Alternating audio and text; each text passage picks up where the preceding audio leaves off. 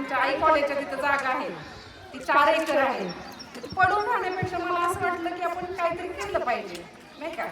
तर मी श्री माताजींपाशी मका लावायचं माझ्या डोक्यात आलं. श्री माताजींपाशी मी मका व्हायब्रेट केली. म्हणजे माझ्याकडे प्रतिमा आहे श्री माताजींची, मी 10 वर्ष झालं करते. ती मका मी ठेवली. श्री माताजींना म्हणलं हे चैतन्यमय करा आणि आपल्या शेतामध्ये लावायचं. पाऊस नाहीये, पाणी नाहीये, पाण्याचं काही नाही, ती जागा आहे. ज्यावेळेस मकेला पाण्याची गरज होती त्यावेळेस परमेश्वर पाऊस द्यायचा.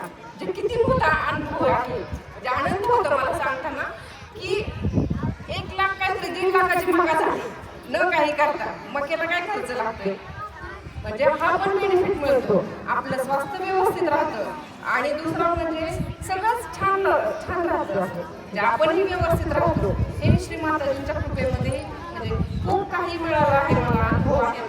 प्रत्येक क्षणी श्री माताजी मला घेत असतात.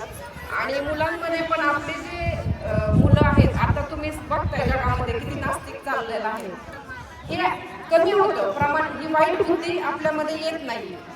त्याच्यामुळं म्हणजे ध्यान केल्यानंतर काय होतं, माणूसच व्यवस्थित राहतो, वाईट विचारच येत नाही आणि शुद्ध आपण जे स्वयंपाक करतो हे चैतन्य असतं.